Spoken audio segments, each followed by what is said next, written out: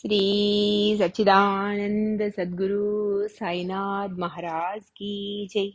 सद्गुरु श्री సాయినాథ్ శరత్ బాబూజీ की జై।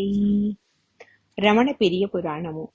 ప్రొఫెసర్ జీవి సుబ్బరామయ్య ఒక కళాశాల ప్రిన్సిపల్ అంటే ప్రధాన అధ్యాపకులుగా ఉండే జీవి సుబ్బరామయ్య చెప్పుకోదగిన వ్యక్తి. ఆధ్యాత్మిక సాధకులు ఆయనకు ఎంతగానో రుణపడి ఉన్నారు. ఎందుకంటే ఆయన భగవాన్ నుండి ఒక హామీని పొంది ఉన్నారు. తాను మనందరను కాపాడి ముక్తిని పొందేటట్లు చేస్తామని. భగవాన్ ఏప్రిల్ 14, 1950లో శరీరాన్ని వదిలేశారు. ఏప్రిల్ 7 లేక 8వ తేదీన professor Subbaramaiah sub registrar Narayana అయ్యర్లు భగవాన్ చూడడానికి వెళ్లారు. వాళ్ళు మిక్కిలి దుఃఖించారు. భగవాన్ సుబ్బరామయ్యను నీకు ఏమి కావాలి అని అడిగారు. సుబ్బరామయ్య అభయం ఇవ్వాలి అన్నారు. భగవాన్ ఆయన వంక చూసి ఇచ్చాను అన్నారు. అంటే ఆయన ఉద్దేశం కేవలం కాపాడటమే కాదు, ముక్తినివ్వటం కూడా. సబ్ రిజిస్ట్రార్ నారాయణ అయ్యర్ భగవాన్ అది కేవలం సుబ్బరామయ్యకేనా అని అడిగారు. భగవాన్ ఆయన వైపుకు తిరిగి ప్రతి ఒక్కరికి అని బదులిచ్చారు. 1960లలో ఒకరిద్దరి సందర్శకులు మాత్రమే రమణాశ్రమానికి వస్తూ ఉండేవారు. వారు కూడా భగవాన్ బోధల గురించి ఏమాత్రం తెలిసిన వారు కాదు. ఈ రోజున భగవాన్ సందేశం ఎల్లడలా వ్యాపిస్తున్నది. బోధ కేవలం వేదాంతంలాగా వ్యాపించడం కాదు, కానీ తన స్వస్వరూపమైన సత్యం యొక్క సారంగా వ్యాప్తి చెందుతున్నది. ప్రతి ఒక్కరూ దీంట్లోకి మేల్కొంటున్నారు. అంటే శరీరంతో తాదాత్మ్యం చెందటం, నిద్ర, దేహాత్మ బుద్ధిని వీడటం మెలకువ. ఇదే భగవాన్ మాట ఇచ్చిన అభయము, కాపాడుట, ముక్తి. భగవాన్ ఒకప్పుడు అన్నారు, ప్రతి జీవి అరుణాచలానికి రావాల్సిందేనని. భౌతికమైన అరుణాచలానికి కాదు, తనలో ఉన్న అరుణాచలమునకు, హృదయంలోనికి. ప్రతి ఒక్కరూ అహం, నేను అనే బోధలోనికి అంటే స్ఫురణ మేల్కోవాలి. భగవాన్ నుండి ఈ అభయం యొక్క హామీ రావటానికి కారణం జీవి సుబ్బరామయ్య గారికి మనం రుణపడి ఉంటాము. సుబ్బరామయ్య 1930లో దుఃఖభారంతో భగవాన్ వద్దకు వచ్చారు. ఒక 2 ఏళ్ల పుత్రుడు చనిపోయినందున దుఃఖంలో మునిగిపోయి భారతదేశమంతా పర్యటించసాగారు. ఒక పర్యటనలో ఎవరో రమణ మహర్షి వద్దకు వెళ్లమని సలహా ఇచ్చారు. అనుకోకుండా అదే సమయంలో వేరెవరో భగవాన్ ఉపదేశానుసారము తెలుగు అనువాదాన్ని ఆయనకు ఇచ్చారు. ఆయన వెంటనే ఇలా అనుకున్నారు, ఒక తమిళుడు తెలుగులో ఇంత గొప్ప ఆధ్యాత్మిక పద్యాలు అంటే కవిత్వం రాశారంటే ఆయన నిజంగా ఆధ్యాత్మికంగా చాలా గొప్పవారై ఉంటారు. అందుకని ఇంకా దుఃఖభారంతోనే మహర్షిని సందర్శించారు. భగవాన్ తొలి చూపు ఎంతటి అనుగ్రహంతో నిండి ఉన్నదనంటే అది ఆయన దుఃఖభారాన్ని మటుమాయం చేసింది. సుబ్బరామయ్య గారి మాటలలో చెప్పాలంటే, నా జీవితంలో ధ్రువ నక్షత్రం నా సద్గురు భగవానే. నేను దుఃఖంలో ఉండి ఆయన వద్దకు చేరుకున్నాను. మొదటి దర్శనంతోటే నేను ఆనంద శాంతి జలధిలో మునిగిపోయాను. అప్పటి నుండి ఆయనే నా జీవితానికి వెలుగు. ఆయనే నా తల్లి, తండ్రి, గురువు. భగవాన్ నా స్వంతం. భగవాన్ నా సర్వస్వం. నా యొక్క ఈ చిన్న వ్యక్తిత్వము అంటే జీవుడు, దాని అనుబంధాలన్నీ ఆయనలోనే పరిసమాప్తి చెందినవి, ఆవిరైపోయినవి. ఒక్క మాటలో చెప్పాలనంటే ఆయన అనుగ్రహానికి ప్రతిరూపం. నా జీవితంలో ప్రతి అడుగులోనూ, చిన్న చిన్న సంఘటనలోనూ రమణ మహర్షులు అనబడి దివ్య అనుగ్రహం యొక్క మార్గదర్శకత్వాన్ని ఇంకా ఇంకా ఎక్కువగా అనుభవిస్తున్నాను. అయినప్పటికీ అలా చూసిన తరువాత కూడా ఆయనలో ఒక నిజాయితీతో కూడిన అంటే ఒక సందేహం మిగిలిపోయింది. భగవాన్ భగవద్గీతలో మానవుడు జీర్ణించి పోయిన శరీరాలను, చిరిగిపోయిన పాత దుస్తులను వలె వదిలివేసి కొత్త వాటిని ధరిస్తారని చెప్పబడినది కదా. మరి నవనవలాడే శరీరాలు గల శిశువుల మరణం విషయంలో ఇది ఎలా వర్తిస్తుంది? భగవాన్ ఆయన వంక కరుణతో చూసి ఇలా జవాబిచ్చారు, చనిపోయిన బిడ్డ శరీరము జీర్ణించిపోలేదని నీకేం తెలుసును? అది బయటకు కనిపించకపోవచ్చును, కానీ శరీరం పాడవనిదే, దానికి మృత్యువు రాదు కదా. అదే ఆధ్యాత్మిక నిబంధన. సుబ్బరామయ్య గారి దుఃఖము బాధ వెంటనే నివృత్తి అయిపోయినవి. సుబ్బరామయ్య చక్కటి మాటకారి, సంస్కృత, ఆంగ్ల భాషలలో పండితుడు. ఆయన భగవాన్ రచనలను ఆంగ్లంలోకి అనువదించడం మొదలుపెట్టారు. రమణ గీతకు ఆయన వ్రాసిన అనువాదం ఈనాటికి ప్రశంసలను అందుకుంటున్నది. ఇంతకు పూర్వము ఆయన ఒక మహాత్మును కలుసుకున్నారు. ఆయన సుబ్బరామయ్యకు మంత్రదీక్షను ఇచ్చారు. ఆయన ఆ మంత్రాన్ని ఎంతో శ్రద్ధతో జపిస్తూ ఉండేవారు. భగవాన్ వద్దకు వచ్చిన తరువాత, ఆయన దర్శనమైన తరువాత ఆయన ఆ మంత్ర జపాన్ని కొనసాగించలేకపోయారు. ఆయన ఏదో అపరాధం చేస్తున్నట్లుగా భావించి తానేమైనా తప్పు చేస్తున్నానా అని కలత చెందారు. ఆయన ఈ సమస్యతో భగవాన్ వద్దకు వెళ్లారు. భగవాన్ అకస్మాత్తుగా ఆ మంత్రం ఆగిపోయింది, నాకు భయంగా ఉంది అన్నారు. భగవాన్ ఇలా అన్నారు, నువ్వు ఆ మంత్రంతో చాలా జపం చేశావు, దాని ఫలితమే నేను ఇక్కడకు తీసుకుని వచ్చింది. నువ్వు భయపడవలసిన అవసరం ఏముంది? చాలా కాలం తరువాత ఆయన భగవానును ఇలా అడిగారు, మనసులో జపించడానికి ధ్యానానికి భేదం ఏమిటి? భగవాన్ బదులిచ్చారు, అవి రెండు ఒకటే. రెండింటిలోనూ మనస్సు ఒకే విషయంపై కేంద్రీకరింపబడి ఉంటుంది. మంత్రము, జపము, ధ్యానము, ధారణ అన్నీ కేవలం పేర్లలో తేడా మాత్రమే. వాటికి కొంత కృషి అంటే ప్రయత్నం జమ చేయవలసి ఉన్నప్పుడు వానికి ఈ వేర్వేరు పేర్లతో వ్యవహరిస్తాము. గమ్యం చేరగానే అవి ప్రయత్నరహితంగా సాగిపోతవి. ఇది వరకు సాధనంగా ఉన్నది ఇప్పుడు లక్ష్యంగా మారిపోతుంది. కొద్ది కాలం తరువాత సుబ్బరామయ్య గారికి వేరొక రకం సమస్య వచ్చింది. ఆయన స్వామి రామతీర్థచే బోధించబడిన ఒక ప్రాణాయామాన్ని అభ్యాసం చేస్తున్నారు. సుబ్బరామయ్య ఒక నిర్ణీత సమయంలో ప్రతిరోజు దానిని అభ్యాసం చేసేవారు.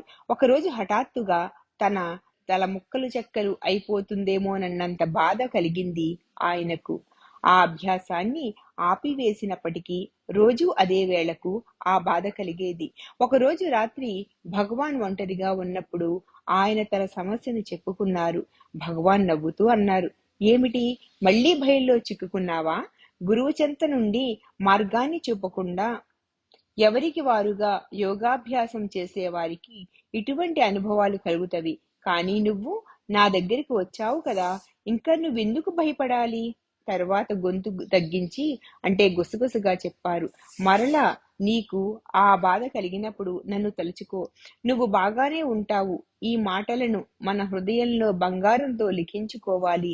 నువ్వు ఏ విధమైన సాధన చేస్తున్నా సరే, నీకెప్పుడైనా బాధ కలిగినప్పుడు లేదా సమస్య ఎదురైనప్పుడు గురువు గారి పేరు తలుచుకో. సుబ్బరామయ్య గారు ఆ బాధ తిరిగి తనకెన్నడూ కలగలేదని నాతో వ్యక్తిగతంగా చెప్పారు. భగవాన్ సుబ్బరామయ్య గారికి సాధకులు ప్రార్థనలు ఎలా అర్పించాలో చాలా స్పష్టంగా చెప్పారు. గురువు గారిని ఆధ్యాత్మిక స్వేచ్ఛ కోసమే, ముక్తి కోసమే కోరుకొనవలెనా, లేక ప్రాపంచిక వ్యవహారాలు కూడా సాయం అడగవచ్చునా? సుబ్బరామయ్య గారికి 2 లేక 3 సంవత్సరాల వయసు గల కుమార్తె ఉండేది. ఆ బిడ్డ పల్లెటూరులో పెరుగుతూ ఉండేది. ఆమెకు తరచుగా ఫిట్స్ అంటే మూర్ఛలు అంటే తెరలు వస్తూ ఉండేవి. ఆ బిడ్డ ఒకసారి స్పృహను కోల్పోయి ఇక బ్రతకదేమో అని అనిపించింది.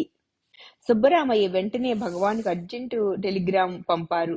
భగవాన్, నా బిడ్డ ఇందిర బాధపడుతున్నది, దయచేసి ఆమెకు సహాయపడండి. ఆ రోజు రాత్రి 7 గంటలకు ప్రక్క గ్రామంలో ఉంటున్న వాళ్ల బావగారు ఆ కిందటి సంవత్సరము రమణాశ్రమం నుండి తెచ్చిన విభూదిని తీసుకుని వచ్చారు. దీనిని ఆమె నుదుటికి రాయండి అన్నారు. ఆయన 2 ఆయుర్వేద వైద్యులను కూడా పిలిపించారు. ఆమె నుదుట విభూదిని రాయగానే అందరికీ ఆశ్చర్యము, సంతోషము కలిగేటట్లుగా అప్పుడే వచ్చిన ఆ 2 ఆయుర్వేద వైద్యులు ఆమెకు నయమైందని చెప్పారు. ఆ మర్నాడే ఆశ్రమం నుండి జాబు అందింది. భగవాన్ మీ టెలిగ్రామును రాత్రి 7 గంటలకు చూశారు. అంతా బాగానే ఉంటుంది. సుబ్బరామయ్యకు అది గొప్ప అద్భుతం. తరువాత క్రిస్మస్ సెలవులకు ఆయన భగవాన్ వద్దకు వెళ్లారు. అందరూ మేధావుల వలనే జరిగిన దానిని ఒప్పుకోవడానికి ఆయనకు సమస్యగా ఉన్నది. సుబ్బరామయ్య భగవాను ఇలా అడిగారు, మీరు నా బిడ్డను కాపాడాలనుకున్నారా? భగవాన్ కాపాడాలి అని అనుకోవడం కూడా ఒక సంకల్పమే, ఒక కోరికే. జ్ఞానికి కోరికలుండవు. జ్ఞాని దేనినైనా చూడగానే వెంటనే దైవశక్తి అంటే దివ్య చైతన్యము దానంతట అదే కార్మోన్ముఖమవుతుంది. మనము ప్రార్థించి గురువు గారి దృష్టి ఏదో ఒక వస్తువు మీద పడాలని ఆశిస్తే వెంటనే దైవశక్తి జోక్యం చేసుకుంటుంది. రమణుల గురించి గాని అరుణాచలుని గురించి గాని ఆలోచిస్తే వెంటనే దైవశక్తి పని చెయ్యనారంభిస్తుంది. ప్రతిసారి సుబ్బరామయ్య రమణాశ్రమానికి వచ్చినప్పుడు భగవాన్ ఆయనను తెల్లవారుజామున 2:30 గంటలకు లేపి సబ్ రిజిస్ట్రార్ నారాయణ అయ్యర్, కళ్యాణ సుందరం అయ్యర్లతో పాటు వంటశాలలోనికి తీసుకుని వెళ్ళేవారు. అక్కడ వారు సాంబారు గాని చట్నీ గాని తయారు చేసేవారు. భగవాన్ వంట చేసేవారు. వీరంతా సాయం చేసేవారు. ఎండ వేడి వలన పొయ్యి సెగ వలన భగవాన్కు చెమటలు పట్టడం సుబ్బరామయ్య గారు చూస్తే వెంటనే విసినికర్ర తీసుకుని విసురుతూ ఉండేవారు. ఏ ప్రత్యేకమైన సేవలు ఇష్టపడిన భగవాన్ ఆపు అనేవారు. ఒకసారి సుబ్బరామయ్య భగవాన్ వెనుకగుండా పాకుకుంటూ వెళ్లి ఆయన వంట పనిలో పూర్తిగా నిమగ్నమై ఉన్నప్పుడు వెనుక నుండి విసరసాగారు. భగవాన్ అది గమనించి, అయితే నువ్వు దొంగతనంగా చేయదలుచుకున్నావన్నమాట. కానీ అది కూడా నువ్వు సరిగా చెయ్యలేకపోతున్నావు. రా, నేను చూపిస్తాను. భగవాన్ సుబ్బరామయ్య చేయి పట్టుకుని విసనకర్రని ఎలా ఉపయోగించాలో చూపించారు. సుబ్బరామయ్య అన్నారు, భగవాన్ నన్ను తాకడం అనేది ఒక దివ్యమైన క్షణం నాకు. తరువాత వారు పక్క గదిలోనికి చట్నీ రుబ్బడానికి వెళ్లేవారు. సుబ్బరామయ్యకు రోకలితో చట్నీ నూరటం చేతనయ్యేది కాదు. మరలా ఆ పనిని నేర్పడానికి భగవాన్ సుబ్బరామయ్య చేతిని పట్టుకునేవారు. ఆయనేమో పారవస్యంలో మునిగిపోయేవారు. చట్నీ తయారైన తరువాత భగవాన్ రుచి చూసి అందరికీ రుచి చూపించేవారు. అందరి చేతులు ఏదో ఒక పనిలో నిమగ్నమై ఉండుట చేత భగవాన్ చట్నీతో చిన్న చిన్న ఉండలు తయారు చేసి నోరు తెరవమని వారి నోళ్లల్లో వేసేవారు. భగవాన్ అలా చేసినప్పుడు నాకు స్వర్గంలో ఉన్నట్లు అనిపించేది. ఒకప్పుడు నేను సుబ్బరామయ్యను అడిగాను, భగవాన్లోని ప్రత్యేకత ఏమిటి అని. భగవాన్ తనకు ఎదురైన సమస్యలను ఎదుర్కొనే విధానం ప్రత్యేకమైనది. ఆయన సాక్షాత్కారము అటువంటిదే. ఆయన అప్పటికి ఏ ఇతర మూలము నుండి వీరిని చదివి గాని చూసి గాని విని గాని ఉండలేదు. ఆయన సమాధానాలు, ఆయన చేసే పనులు కూడా స్వతంత్రమైనవి, ప్రత్యేకమైనవి. జీసస్ వలె ఆయన ఏ విషయాన్నైనా సంపూర్ణ అధికారంతో మాట్లాడేవారు. ఆయన మాటలు ఆయన స్వీయానుభవం నుండి, స్వీయ జ్ఞానము నుండి చెప్పబడినవే గాని పుస్తకములలో చదివినవి గాని వేరే వారి వద్ద విని గాని చెప్పినవి కాని కావు. ప్రతి ప్రశ్నకు మూలములోనికి వెళ్లి దానిని సులభతరం చేసేవారు. ఆయన మాట్లాడేటప్పుడు అస్పష్టంగా ఉన్నా లేక తికమక పెట్టే పదాలను వాడేవారు కాదు. ఆయన తమ సమాధానాలతో పాటు నిర్దిష్టమైన ఉదాహరణలు ఇచ్చి తను చెప్పదలుచుకున్న దానిని స్ఫటికమంత స్పష్టంగా తెలియజేసేవారు. జీవి సుబ్బరామయ్య గారు భగవాన్ పలుకులలోని స్పష్టతను గురించి మాట్లాడేటప్పుడు ఆనందంతో మైమరిచిపోయేవారు. భగవాన్ ఒకసారి ఆయనతో ఇలా చెప్పారు, ఎవరైనా ఎవరికి ఈ ఆత్మ సాక్షాత్కారము అని విచారణ జరిపితే ఆ వ్యక్తిత్వం అంతరించి ఆత్మను ఇంకా సాక్షాత్కరింపజేసుకోవాలి అనే భ్రమ కూడా మటుమాయమైపోతుంది. అదే గురువు యొక్క అనుగ్రహం.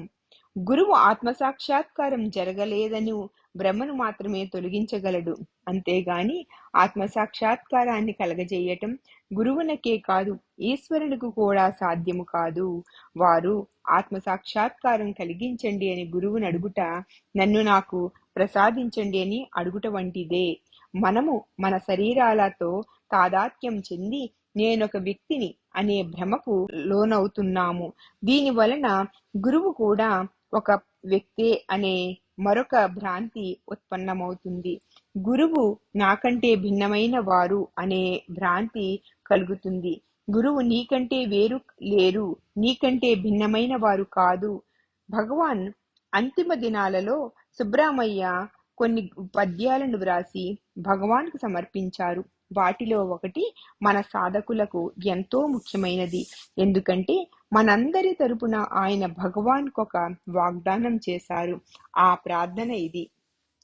అంటే మేము ప్రతిజ్ఞ చేస్తున్నాము. మీ బోధలను ఎల్లవేళలా మనసులో నింపుకుంటామని, అహంకారం అనే భ్రమను తొలగించుకుని మీరు ఎల్లవేళలా ఉన్నట్లు ఆత్మలో నిలిచి ఉండుటకు అవసరమైన బోధలను నేర్చుకుంటామని మేము ప్రతిజ్ఞ చేస్తున్నాము.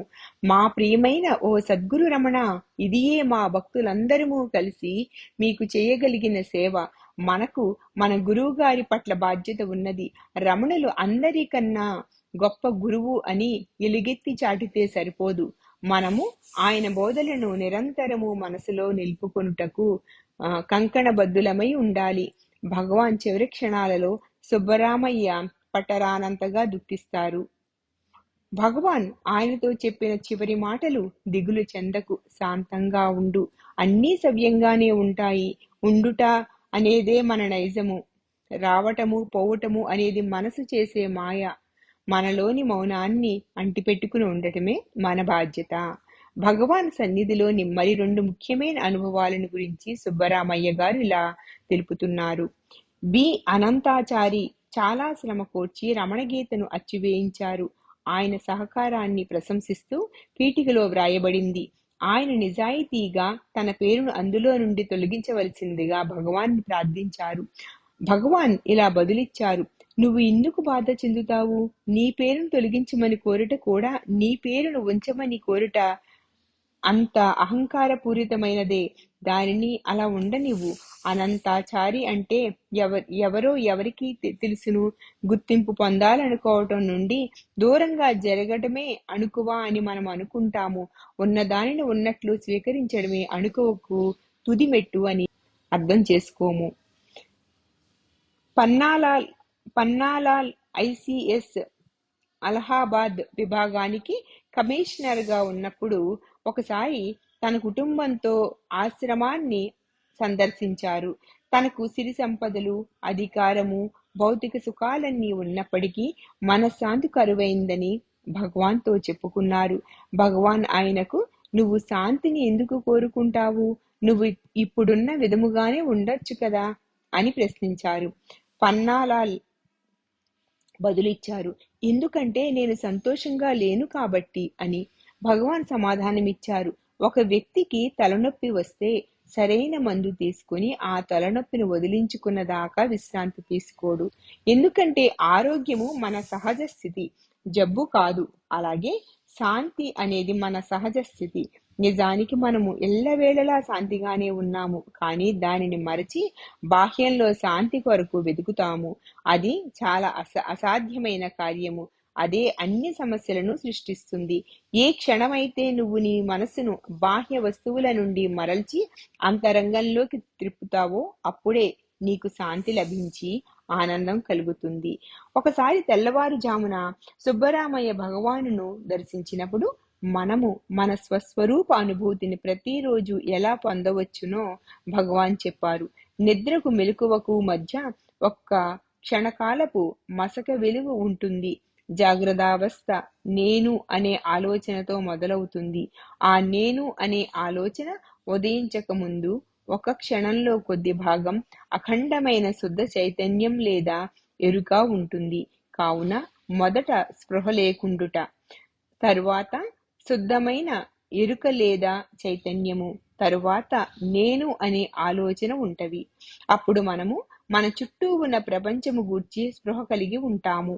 మనము చురుకుగా మెలకువగా కనిపెట్టి ఉండగలిగితేనే శుద్ధ చైతన్యాన్ని గమనించగలుగుతాము, అంటే అనుభవించగలుగుతాము. భగవాన్ బోధలోని చక్కదనం ఏమిటనంటే అది సులభమైనది, సూటి అయినది, సహజమైనది. మహోన్నతుడైన గురువుకు ఆయన పాత అంటే ప్రత్యక్ష భక్తులకు మధ్యనున్న పవిత్రమైన అనుబంధాలను గురించి చదవగలగటం మన భాగ్యము. ఈ ప్రక్రియ అంటే చదవటంలో మన అంతరంగము పరిశుద్ధం అవుతుంది. అది సత్యముపై కేంద్రీకరించడానికి సమాయత్తం అవుతుంది. మనము అసంకల్పితంగా మెదడు వైపు, జ్ఞాపకాల వైపు, కోరికల వైపు తిరుగుతాము. ఎందుకంటే మన భద్రత అందులో ఉందని మనము అనుకొనుట చేత. మనకు పరిపూర్ణ విశ్వాసం ఉండాలి. అరుణాచల అంటే అరుణ, అచల అంటే అరుణ అంటే ఉండుట, అచల అంటే కదలిక లేకుండా స్థిరంగా అని. మన మనసు ఏ చలనమూ లేకుండా నిశ్చల స్థితిలో అరుణ అరుణ అంటే సర్వకాల సర్వావస్థలలోనూ ఉండేది అంటే చైతన్యము అని. అచల అంటే కదలిక లేకుండా స్థిరంగా అని అర్థము. మనస్సు కదలిక లేకుండా నిశ్చలంగా ఉన్నప్పుడు దానికి ఆత్మలో లీనమగుట తప్ప వేరే త్రోవ లేదు. ఎరుకగా మిగిలిపోవటయే మార్గము. ప్రతి వారు చివరకు అరుణాచలంనకు రావలసినదే అనే భగవాన్ అన్న మాటలకి అర్థమిదే. నువ్వు సత్యం కావాలనుకుంటే చలించే మనస్సును నిశ్చలం చెయ్యాలి. నేను సుబ్బరామయ్య గారితో సన్నిహితంగా ఉండేవాడిని. ఒకసారి నేను ఆయన స్వంత టౌన్కు వెళ్ళాను. ఆయన నాకు హారిజాన్ను చూపించి, అంటే భూమి ఆకాశం కలుస్తున్నట్లు కనిపించే ప్రదేశము అరుణాచలుడు అక్కడ ఉన్నారు గణేశ, నువ్వు చూడలేవా? నేను అరుణాచలుని చూడగలిగాను. అది అద్భుతం కాదని నేను మీకు చెప్పగలను. మనస్సు నేను అరుణాచలాన్ని చూడటం లేదు అంటే మనస్సు వెంటనే కల్పించే చూడటం లేదు అనే భావనపై నువ్వు దృష్టి పెడుతున్నావన్నమాట. మనస్సు వెంటనే కల్పించే అసత్య భావనలను తిరస్కరించండి. మనలో ఉండే విశ్వాసమే నిజం. ఆయన 400 మైళ్ళ దూరం నుండి నాకు అరుణాచలాన్ని చూపించారు. నేను చూడగలిగాను. కె నంబియార్ నాకు ముంబైలో ఉన్నప్పటి నుండి, అనగా 1960 నుండి తెలుసును. ఆయన కూడా సత్యంలో మునిగారు.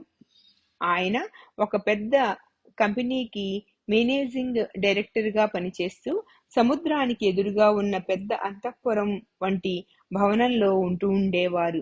ఆయన నన్ను రాత్రి భోజనానికి పిలిచారు. వాళ్ళింట్లోకి వెళ్ళాలంటే నాకు కొంచెం సంకోచంగా ఉండేది. ఆయన నన్ను స్వతంత్రంగా ఉండేటట్లు చేసి మేడపైకి తీసుకుని వెళ్లి సముద్రాన్ని చూపించారు. ఆయన నన్ను కౌగిలించుకొని ఇలా అన్నారు, చూడు గణేశ, అరుణాచలుడు అక్కడ ఉన్నారు. మరల ఆ రోజున సముద్ర ఉపరితలంపై అరుణాచలాన్ని నేను చూశాను. తర్వాతనే నేను అరుణాచలనిలో నిలిచి దాని లోతు అనుభవించాను. ప్రతి ఒక్కరూ అరుణాచలానికి రావలసినదే అనేది భగవాన్ పవిత్రమైన పలుకులు. మనకు ఆ మాటల మీదే కాదు, మన మీద కూడా విశ్వాసం ఉండాలి. మనం మన లోపలకు తిరగాలి. ఎందుకంటే మనమే సత్యం కాబట్టి. సత్యం అన్ని ప్రదేశాలలోనూ ఉన్నది. మీ మెదడు వైపుకు, మనసు వైపుకు చూడకండి. వాటిపై ఆధారపడకండి. అవి ఎప్పుడు అసత్యాన్నే కనిపించున్నట్లు చేసి ఆ విషయాలని అసత్యమని, కల్పితమని మిమ్మల్ని నమ్మిస్తాయి. అంటే మనసు, మెదడు అసత్యాన్ని సత్యంగాను, సత్యాన్ని అసత్యంగాను తలపింప చేస్తాయి. సత్యం వాటి పరిధికి ఆవల ఉన్నది కనుక అవి సత్యాన్ని చూపించలేవు. దీనినే ఇద్దరు గొప్ప భక్తులైన కె నంబియార్, ప్రొఫెసర్ జివి సుబ్బరామయ్యలు నాకు తెలిపారు. అరుణాచలాన్ని చూపించుట ద్వారా వారు నాకు బాహ్యంలో అరుణాచలాన్ని చూపించారు. ఎందుకంటే నేను లోనికి తిరిగి ప్రతి క్షణము నాలోనే అరుణాచలాన్ని అనుభవించేటట్టుగా భగవాన్ అంటే ప్రత్యక్ష పాతభక్తులలో ప్రతి ఒక్కరూ అరుణాచలం నుండే వచ్చారు. ఎందుకంటే భగవానే అరుణాచలుడు కావున వారందరూ అరుణాచలంలోని కొండరాళ్ళు, గండశిలలు. వాళ్ళు అరుణాచలానికి తిరిగి వెళ్ళిపోయారు. ఎన్.ఆర్. కృష్ణమూర్తి అయ్యర్ కూడా గొప్ప భక్తులు. ఆయన ఒకసారి నాతో అన్నారు, గణేశ, నువ్వు కూడా కొండరాయివే, నేను కూడా కొండరాయినే. నువ్వు వెనుకకు వెళ్ళిపోతున్నావు, మనం ఎరుకుతోనే వెనక్కు వెళ్దాం. స్పృహ లేకుండా కాదు. నేను దుమ్ము కణాన్ని మాత్రమే, రాతిని కూడా కాదు. మీరు పెద్ద కొండరాయి అయి ఉండవచ్చును. కె నంబియార్ గండశిల, కుంజస్వామి కొండ మీద ఒక రాతిని చూపి, ఇది మన మురుగునార్ అన్నారు. నేను గిరి ప్రదక్షిణ చేస్తున్నప్పుడు ఆ రాళ్లను చూస్తూ ఆనందిస్తున్నాను. ఎందుకంటే గురు శిష్యులు అనుబంధంలోనికి, అంటే హృదయంలోనికి మునగటానికి ముఖ్యమైనది. సుబ్బరామయ్య ఒకసారి నాతో అన్నారు, బయటికి వెళ్ళాలంటే అనేక సూచనలుంటవి. అక్కడ తలుపులు, రోడ్డు మ్యాప్స్ అంటే రోడ్డు మార్గాన్ని చూపించే పటాలు, కానీ అంతరంగంలోనికి వెళ్ళాలంటే ఏ మార్గాన్ని సూచించే పటము గాని, మార్గదర్శి గాని ఉండరు. ఉపనిషత్తులు చెప్పినట్లుగా పక్షికి దారి ఉండదు. పక్షి ఎక్కడ ఎగిరితే అదే దారి. చేపకు నీటిలో దారి ఉండదు. అది ఎక్కడ ఈదితే అదే దారి. అలాగే నువ్వు లోపలికి మునిగి నీ దారి నువ్వే కనుక్కోవాలి. ఏ వేదాలు, శృతులు నీకు సహాయపడలేవు. నీవు గ్రంథాల నుండి పొందిన జ్ఞానము ఏ విధంగానూ నీకు సహాయపడదు. నీ మీద నీకు పూర్ణ విశ్వాసం ఉన్నప్పుడే నువ్వు దానిని సాధించగలవు. పక్షి ఎంత అందంగా ఎగురుతుంది. అది మార్గాన్ని గురించి దిగులు పడుతుందా? చేప దారి తెలియదని సంశయిస్తుందా? మనమెందుకని సంశయిస్తున్నాము? లోపలికి మునుగు. మా గురువు రమణులు ఎప్పుడూ అనేవారు, లోపలికి మునుగు, లోపలికి దూకు, లోపలికి వెళ్ళు. భగవాన్ పైన పూర్తి విశ్వాసం ఉంచి లోపలికి మునుగు. లోపల చేతులు చాపి నీ కొరకు ఎదురు చూస్తూ నీ అంతర గురువు నీకు తప్పక లభిస్తారు. జీవి సుబ్బరామయ్య గారికి 2 కుమార్తెలున్నారు, లలిత మరియు ఇందిర. వారు భగవానుని చూడడానికి ఎంతో కష్టపడి వస్తూ ఉండేవారు. అలా ఒకసారి వచ్చినప్పుడు పెద్దమ్మాయి లలిత ఉపదేశ సారము కొత్త పుస్తకాన్ని తీసుకుని భగవాన్ రచించిన 4 లైన్ల సంస్కృత పద్యములోని మొదటి 2 అక్షరములను కలిపి పెద్దగా చదివింది. దేహం నాహం కోహం సోహం మాటలన్నిటికీ కలిపితే నేను దేహాన్ని కాదు, నేను ఎవరిని, నేను అదే అంటే భగవంతుడిని. అది వినగానే భగవాన్ అన్నారు, చాలా బాగుంది, అది చాలు, మిగిలిన పద్యాన్ని నువ్వు చదవనవసరం లేదు. నువ్వు చదివిందే జ్ఞానసారము, అదే నీ మంత్రంగా చేసుకో. తర్వాత ఎప్పుడు వారు వచ్చినా ఇందిరను ఆ మంత్రం చదవమని చెప్పేవారు భగవాన్. త్వరలోనే అది ఆమెకు కంటదా వచ్చింది. వారు తిరిగి వెళ్లబోయే రోజున భగవాన్ వద్ద సెలవు తీసుకోవటానికి వచ్చినప్పుడు భగవాన్ కొండపైకి మామూలుగా బాహ్యాళికి వెళ్ళడానికి సిద్ధంగా ఉన్నారు. ఆ పిల్లలు భగవానుకు దగ్గరగా వెళ్లి, భగవాన్, మేమింటికి వెళ్ళాలి అంటూ ఏడ్చేశారు. ఇందిరను ప్రేమతో తట్టుతూ, మీ చోటికి మీరు వెళ్ళండి, నా చోటుకు నేను వెళ్తాను అన్నారు కొండను చూపిస్తూ. అదే వారు ఆఖరిసారి సెలవు తీసుకోవటమైనది. ఇంటికి చేరగానే 2 పిల్లలు సుబ్బరామయ్య గారికి ఉత్తరం రాశారు. లలిత తన నమస్కారములు శ్రీ భగవాన్కు అందజేయమని, తను పై తరగతికి పంపబడినానని తెలపమని వ్రాసింది. ఇందిర తను వెళ్లవేళ్లా మంత్రాన్ని చదువుతున్నానని అంటే జపిస్తున్నానని, శ్రీ భగవాన్ పై ధ్యానం చేస్తున్నానని వ్రాసింది. ఆ ఉత్తరాలను చదివి భగవాన్ బాగా సంతుష్టులైనట్లు కనిపించారు. కొద్ది కాలం తరువాత ఇందిర చనిపోయింది. సుబ్బరామయ్య గారు ఆమెకు సమాధి నిర్మించి దానిపై దేహం నాహం కోహం సోహం అనే మంత్రాన్ని చెక్కించారు. శ్రీ సచ్చిదానంద సద్గురు సాయినాథ్ మహారాజ్ की जय। सद्गुरु श्री साईनाथ शरद बाबूजी की जय।